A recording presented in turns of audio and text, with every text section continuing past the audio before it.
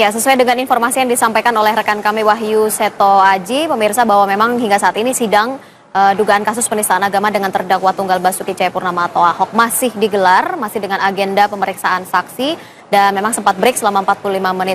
Tadi sudah disampaikan bahwa memang hakim maupun pihak kuasa hukum sempat mempertanyakan terkait dengan kredibilitas dari para saksi yang memang dihadirkan oleh jaksa penuntut umum. Ini tentu tidak jauh berbeda dengan persidangan yang dilakukan pada pekan sebelumnya. Pihak kuasa hukum juga tetap mempertanyakan terkait dengan kredibilitas dari para saksi dan juga kehadiran para saksi pada saat kejadian. Apakah memang ini bisa dikatakan sebagai seorang saksi fakta yang memang melihat secara langsung kejadian yang sebenarnya yang terjadi di Pulau Seribu. Kita akan bahas pada malam hari ini, pemirsa, dengan 3 orang narasumber yang sudah hadir di Talk to iNews mengawal sidang Ahok.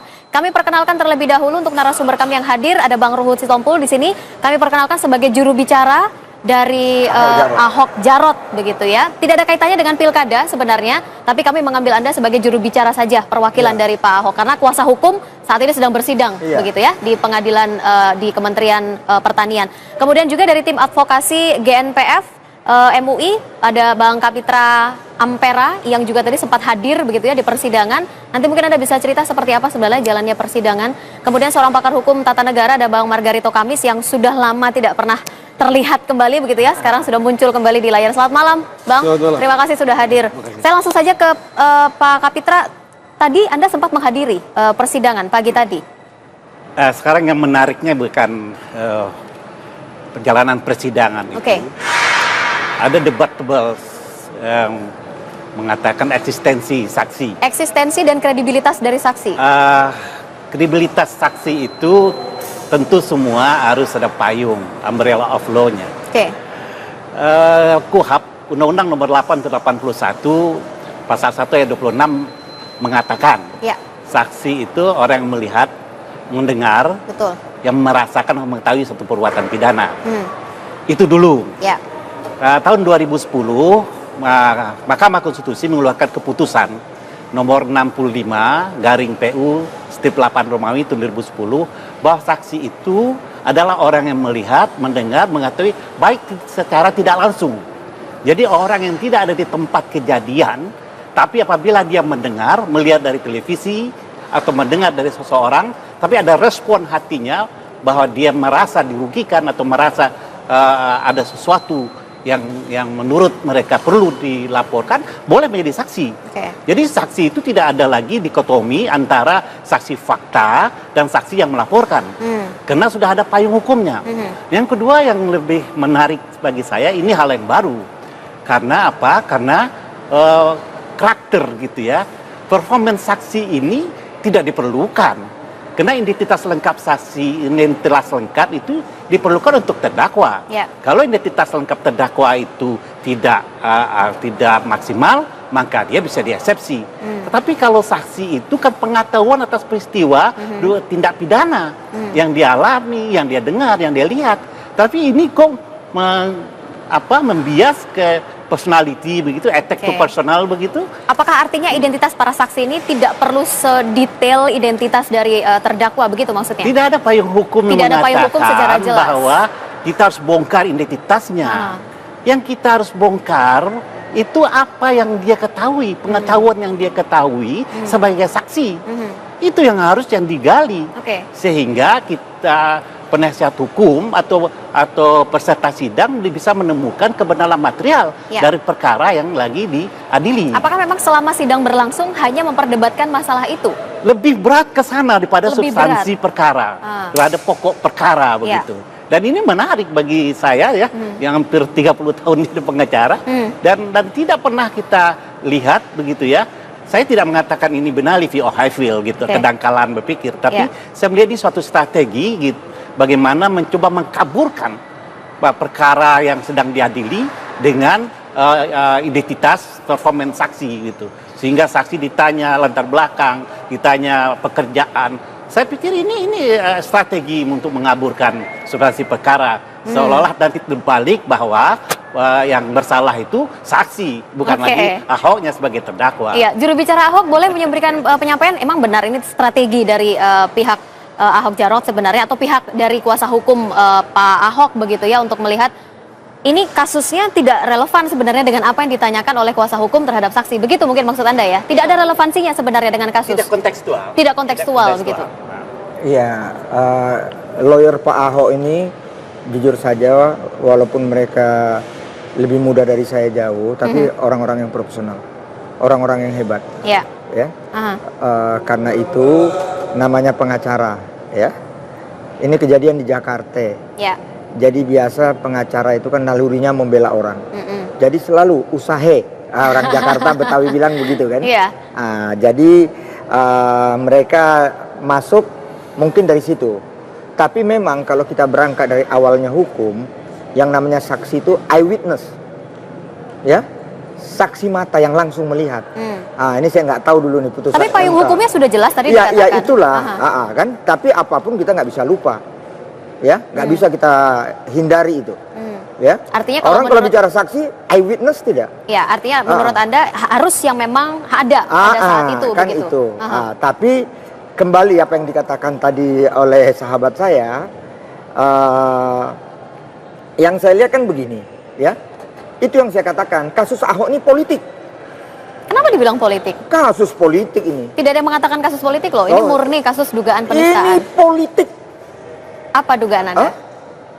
Alasan Anda mengatakan politik begitu? Saya ini lawyer udah 35, udah jalan 40 tahun. Kami percaya ini semua ahli hukum sebenarnya. Saya mau bilang, mana ada sidang ya secepat ini.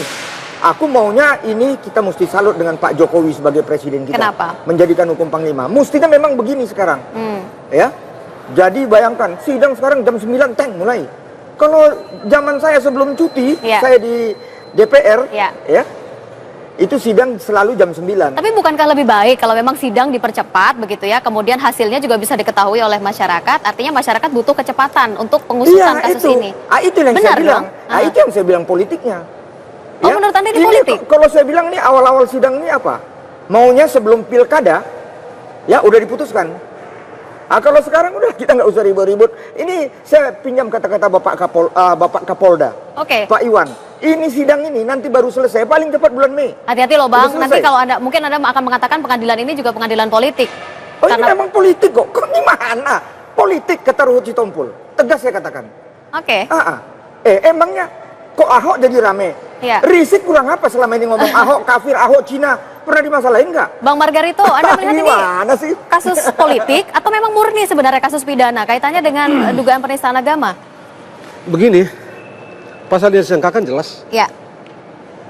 Begitu ya? Jelas. Tidak ada peradilan yang bisa diselenggarakan hanya karena tuduhan-tuduhan politik.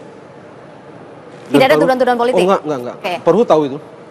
Hanya orang yang dipersangkakan melakukan satu pelanggaran dan pasalnya ada, itu dan dalam penyidikan dianggap cukup bukti, itulah yang disidangkan. Di luar itu tidak. Jadi kalau dikatakan dugaan politik? Enggak, itu urusan Pak Ruhut. Begitu ya, tapi hukumnya begitu. Enggak ada di luar itu. Anda ini salah dituduh melanggar pasal berapa? Ya. Pasalnya jelas, masuk ke sana. Artinya Anda secara konteks... beliau ini tahu kok, sidik nih, limpah ke kejaksaan, jaksa periksa, nggak cukup, balik. Nggak cukup, balik. Nggak cukup, balik. Begitu cukup, sidang. Anda lihat ini memang prosesnya sangat cepat atau terlalu cepat sebenarnya? Atau normal? Enggak normal. Ya. Kalau itu kita mesti jujur. Kalau itu kita mesti jujur begitu ya. Tetapi bisa juga kenapa dipertanyakan kenapa tidak normal? Iya. Proses ini pun tidak normal. Kenapa tidak normal? Sebab tidak normal kalau kita mau bicara gitu ya, mau bicara terbuka begitu ya. Akankah ada penyelidikan pada waktu itu kalau tidak ada demo sebelum 411? Ya. Setelah demo 411 baru mulai dilidik kan? Artinya ada dorongan cukup besar dari masyarakat. Gitu. Ya. Kekuatannya luar biasa. Kekuatan luar biasa itu bisa mendorong hambatan yang luar biasa kan?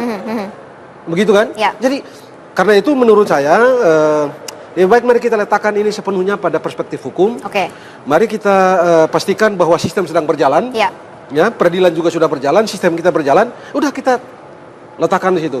Kita tidak usah ke sana, tidak usah kemari agar atmosfer di luar sana itu tidak tambah panas atau tambah mendidih begitu ya. Mungkin kalau bisa kita katakan, kita tinggalkan dulu kaitannya dengan pilkada mungkin Bang Ruhut, karena ini memang murni sebenarnya adalah kasus hukum. Boleh saya katakan demikian? Nggak boleh. Oh, tidak boleh. Kalau gitu kita lanjutkan kembali nanti pemirsa di Talk To-nya sesaat lagi. Ya, masyarakat kita sudah sangat cerdas dan juga tahu terkait dengan duduk permasalahan dari kasus dugaan penistaan agama ini sendiri. Kalau tadi terakhir saya tanyakan kepada Bang Ruhut, tetap berpegang teguh bahwa ini adalah ada unsur muatan politiknya begitu. Jadi apa yang disampaikan Pak Ahok di Pulau Seribu Ada muatan politik? Terus terang aja, kita lihat case-nya lain. Di situ dia sebagai gubernur. Case-nya lain. Tapi kan Pak Margaretto ini kan dokter. Tadi bilang nggak politik, tapi argumentasinya semua politik. Hah? Ya. Kan tadi kan beliau bilang gitu. Enggak, saya nggak bilang argumentasi politik kok. Ya, gimana nggak politik? Gimana? Cepat-cepat, karena tanggal berapa? Ada rame-rame? Loh, faktanya memang begitu kan? Ya, politik dong itu kan. Loh, sedangkan kalau hukum, enggak begini. Kalau hukum nggak usah karena ditekan-tekan dari luar. Kenapa karena itu? Kenapa gitu? Nggak bisa, Anda nggak ada pelintir. Oke. Enggak dong. Nggak benar dong Anda. Bukan. Margaret itu kan tadi bilang, gimana tadi? Margaret Tidak. Tadi semua nolak. Karena tadi saya bilang, itu sebaiknya kita tidak usah bicara soal politik. Karena kalau kita mau bicara soal politik, faktanya memang setelah demo baru kan itu kan. Faktanya begitu. Setelah demo. Enggak, tapi kita tidak mau bicara soal itu. Kan itu berarti bahwa sabar dulu. Kalau begitu berarti bahwa Ahok bermain politik. Ya. Sebab kalau dia bukan seorang politik dan tidak ada hambatan politik, ngapain mesti orang 3 juta lebih orang datang tekan baru lakukan pendidikan? Karena itu kita tinggalkan soal-soal politik itu, supaya kita kembali kepada track hukum. Kita masuk dalam substansi hukum. Ya itu dia gitu. Di situ aja kita karena kalau kita bicara politik, orang bisa balik. Ahok juga bermain politik. Ya. Artinya ada politik, tapi mungkin tidak dalam konstruksi hukum. Silakan. Begitu. Jadi lebih baik tidak. Maka kita tinggalkan soal politik, mari kita bicara dalam koridor hukum. Kita harus melihat, karena ini kasus dalam antar belakang apapun, ini selesai, final sudah. Karena ini ada peristiwa hukum, mulai dari Pulau Seribu. Dan ini ada reaksi masyarakat. Dan reaksi itu diakui perbuatan itu oleh Ahok sendiri.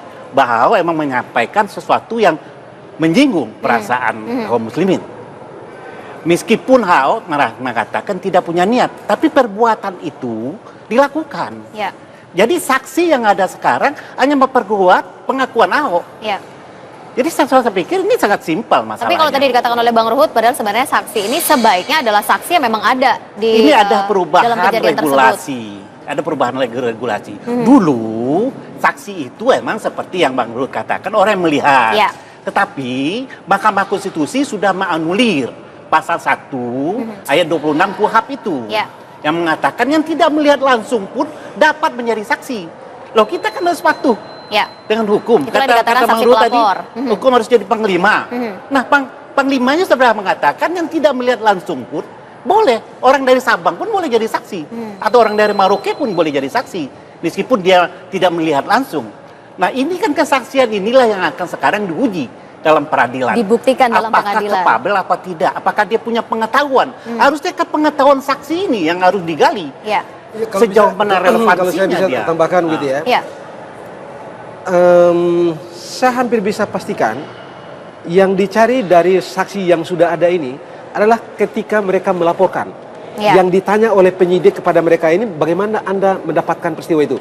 Bukan melihat peristiwa pengucapan Pak Ahok di Pulau Seribu, tetapi kan itu kan dari ini video gitu kan. Dari mana Anda dapat? Dari itu yang dilaporkan gitu.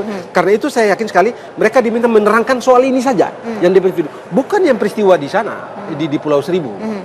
Begitu. Tapi nah, pada konteks video yang mereka lihat dan mereka laporkan, mesti diperiksa. Jadi gini ya, lihat saksi-saksi, semua argumentasinya yang 13 detik. 13 detik. Dan yang 13 detik ini juga sekarang sudah jadi tersangka. Betul tidak? Itu fakta hukum.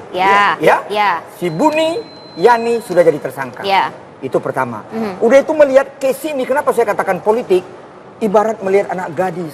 Lihatlah dari ujung kaki sampai ujung rambut. Kenapa? Siapa nggak tahu saksi-saksi pelapor ini waktu Ahok ditetapkan sebagai gubernur? Demo. Bahkan Rizik dan kawan-kawan bikin gubernur tandingan, nggak jalan. Si Pizza Hut, bayangkan dia kan yang gimana sampai dia bilang ada kawan yang meninggal. Ini politik semua kok. Itu nggak semua. Tidak semuanya. Saksi yang lapor itu cuman yang berkaitan cuma 2. Yang lain kan tidak. Ada dari Muhammadiyah, ada Irene Center. Iya, tapi ada saksi taunya ada fotonya begini bersama Bunda Yani. Bunda Yani, udah deh, ini politik. Artinya ini kan opini yang berkembang menjadi suatu kebersamaan dalam suatu peristiwa hukum. Jadi ini tentu tidak diskriminasi politik. Karena ini peradilan hukum. Tapi kalau di DPR mungkin itu peradilan politik. Dan dengan salah hormat saya Pak Ruhut begitu ya. nggak ada pengaruhnya sama sekali. Kenapa? Misalnya katakanlah orang-orang yang itu tadi pernah menolak Pak Ahok dan segala macam, tidak akan. Karena pasti yang dinilai adalah apakah Anda melihat video itu? Oke. Itu yang akan dinilai. Kebenaran fakta sebenarnya yang akan dinilai oleh hakim. Soal dia memiliki asosiasi, katakanlah dengan P3, dengan PDIP, atau dia tidak suka Pak Ahok, kaitan atau politiknya tidak akan dibawa-bawa dalam hukum. Saya tidak melihat itu sebagai sesuatu yang sifatnya determinatif untuk dipertimbangkan. Yang dipertimbangkan adalah kapan Anda mendapatkan video itu, bagaimana menurut Anda video itu, apakah dengan yang Anda dapatkan video itu lalu Anda laporkan karena Anda pikir. Saya yakin itu yang dicari dan itu akan dipertimbangkan. Tapi Bang, sebagai kalau unsur elementer saat ini pihak kuasa hukum lebih melihat kepada mencari sebenarnya latar belakang dari para saksi ini. Nggak ada pengaruhnya. Tidak ada pengaruhnya sama sekali. Nggak ada pengaruh. Gini, saya ikut jalan berpikir Pak Dr. Margarito. Fakta hukum. Semua saksi fakta hukumnya yang 13 detik. Mau bilang apa kita? Ya, yang 13 detik. Justru itu yang diuji bukan Bang? Itu dia. Justru itu yang diterangkan. Itu yang aku bilang. Itu yang lihat diterangkan. case itu juga. Yang tadi kan ini sekarang saya juga akan lagi. Paling indah nih kalau contohnya lihat seorang wanita. Janganlah lihatlah omongan Pak Ahok itu yang 1 jam lebih itu. Jadi begini. Setuju. Betul, baru fakta. 13 detik itu bukan fakta. Jadi begini. No. Masalah gini, benar. Masalahnya adalah 1 jam itu perbuatan yang sia-sia. Karena perbuatannya hanya 13 perbuatan detik. pidana itu di 13 detik itu. Dan itu diakui oleh Ahok. Itu masalahnya. Ini starting pointnya di sini. Dibuat dilihat 1 jam, nggak ada masalah. Orang bicara suara keramba itu nggak ada masalah. Ketika dia masuk ke wilayah pidana, textual allegiance, situ jadi masalah. Situ muncul peristiwa hukumnya. Jadi yang 13 detik itulah yang menentunya. Starting pointnya di sana. 13 detik sebenarnya. Si 13 detik itu namanya Buniani. Kenapa jadi tersangka sekarang? Tapi bukankah memang sudah dilihat secara keseluruhan? Tersangka Saya setuju. Tersangka itu dalam soal yang lain. Dalam soal 13 detik. Iya, 13 detik dia bikin video. Begitu kan? Tetapi masalahnya adalah akankah ada 1 jam tanpa 13 detik itu? Tidak. 13 detik itulah yang dimasalahkan. Betul. Yang orang-orang ini dapat melalui video. Jadi itulah yang diterangkan oleh mereka. Saya tidak percaya polisi tidak menghadirkan orang-orang yang ada di dalam peristiwa itu. Saya nggak percaya.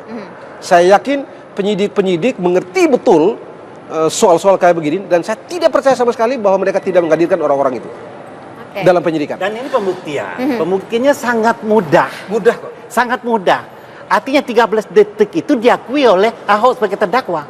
Itu soalnya. Udah selesai ini. Baik, kita lanjutkan kembali tadi perbincangan kita pemirsa di Tontoy News. Tetaplah bersama kami. Tapi kalau kita bawa ke politik, akan pernah selesai. Tidak akan pernah selesai. Baik, kita sudah masuk di segmen terakhir pemirsa di Tontoy News pada malam hari ini, begitu ya, Bang. Kita melihat dari konstruksi hukum ya Bang ya, kita tidak membahas masalah kaitan politik, tidak membahas kaitan dengan pilkada begitu. Kalau kita bicara soal hukum, Bang Margarito, kalau Anda melihat dari tatanan tata negara sebenarnya, hukum tata negara, seorang kepala negara ketika sudah menjadi seorang terdakwa begitu, apakah memang ada undang-undang yang mengatakan harus dilepas sebenarnya dari jabatannya? Tapi itu tidak terjadi dalam kasus ini. Ya, ini soal tafsir dari pemerintah begitu ya. Kalau kita bertolak dari undang-undang pemerintahan daerah harus berhenti. Harus berhenti. Cuma memang sekarang ini kan kita mesti akui bahwa Pak Ahok kan sedang melakukan kampanye dan oleh undang-undang pilkada diharuskan untuk cuti. Saya sendiri berpendapat bahwa mungkinkah ia dicutikan atau cuti kalau ia tidak berstatus gubernur. Begitu. Cuti itu tidak menghilangkan status dia sebagai gubernur. Hanya tidak bisa menjalankan tugas-tugas pemerintahan untuk sementara waktu karena kampanye. Tapi statusnya tetap gubernur. Oleh karena itu, karena dia statusnya gubernur itu masih ada, maka dia sah dan beralasan hukum cukup untuk diberhentikan. Dan ketika dia diberhentikan, memang dia tidak perlu cuti lagi. Karena dia toh tetap ada di luar. Begitu itu. Gitu. Hanya boleh jadi pemerintah berpikir, toh sekarang juga dia ada di luar. Tidak diberhentikan pun dia ada di luar karena cuti. Tapi kan itu instrumen undang-undang pilkada. Begitu. Dan dia cuti karena dia gubernur. Tapi kalau dia cuti, tapi dia gubernur, tetap bisa memberikan instruksi kepada PLT dan sebagainya? Tetap tidak bisa? Tidak bisa. Namanya saja cuti, istirahat dan melaksanakan tugas. Instruksi kan tugas. Pekerjaan jadi tidak bisa dilakukan itu sebenarnya. Nah, itu soal yang tadi. Nah, kembali ke soal ini, menurut saya peradilan itu di mana-mana anggun. Anggun peradilan itu di mana-mana dalam hakikatnya indah. Sistem sekarang sudah bekerja, sudah berjalan. Menurut saya agar elok dan manis serta indahnya peradilan ini bekerja dalam track hukum. Seperti apa maksudnya? Seperti yang ya sudah, jangan tanya orang itu tukang soal sepatu, orang itu pernah kawin atau tidak. Karena secara substansial, apa yang saya pinjam istilah Pak Luhut tadi, apa yang kau lihat, apa yang kau dengar, apa yang kau alami, itu yang mesti dicari. Dan percayalah, mereka yang berenam atau berdelapan ini kan cuma satu plotter katakanlah. Masih ada yang lain yang akan bicara mengenai fakta lain. Karena saya yakin itu juga saya yakin itu juga yang disidik oleh. Tapi bukankah apa yang ditanyakan oleh pihak kuasa hukum nanti juga akan mempengaruhi sebenarnya dari sisi penilaian hakim? Kalau saya saksi, saya tolak pertanyaannya. Kalau saya saksi, saya tolak pertanyaan itu. Ada hubungan apa? Kau tanya saya hubungan apa? Tidak ada korelasinya dengan ada sama kasus. Sekali. Dari segi legal tidak. Yang segi legal Anda di mana pada waktu itu? Berjarak berapa Anda dengan peristiwa itu terjadi dan seterusnya. Jadi untuk benar memastikan bahwa itu hanya sebagai strategi sebenarnya dari kuasa hukum. Tapi sudahlah, ini kan beliau ini kan paham ini mereka ini kan pengacara itu. Jadi ya kita hormatlah. Poin saya adalah mari kita letakkan ini dalam sistem hukum kita. Sistem sedang berjalan, peradilan ini sudah berjalan. Mari kita serahkan kepada mereka, kita percaya kepada mereka agar kehidupan berbangsa dan bernegara ini dari waktu ke waktu menjadi lebih baik. Ya, bagi saya. Bang Ruhut, kita melihat dari kacamata hukum, tidak bicara politik, tidak bicara pilkada, begitu ya. Dari kacamata hukum Anda juga seorang ahli hukum begitu melihatnya dari kelima saksi yang dihadirkan pada hari ini. Kalau dia nggak calon gubernur, ya baru kita bicara hukum, ya. Boleh kita bicara hukum sekarang? Kalau dia nggak calon gubernur, ya nggak ada masalah ini. Tapi konteks itu terjadi adalah ketika beliau masih gubernur sebenarnya. Dan kita negara hukum. Ya. Apa ini nggak politik? Kalau dikaitkan dengan undang-undang pilkada, nggak bisa dia diproses, dia sudah sah sebagai calon loh, ya. Iya. Jadi tunggu nanti setelah tanggal 15 Februari. Tapi ini kan karena mau dikejar ini, karena dibilang Pak Margar itu demonstrasi penekanan dari luar. Tapi saya ingin mengatakan karena ini yang terakhir. Saya terima kasih. Nggak usah khawatir lah, di luar juga kan ini kan mengawal, judulnya kan mengawal. Di luar nggak usah lah demo rame nekan-nekan. Saya bangga lihat 5 hakim itu. Itu hakim-hakim yang mantap punya, dan mereka sadar mereka hakim di negara yang berdasarkan hukumnya Eropa kontinental, bukan Anglo-Saxon.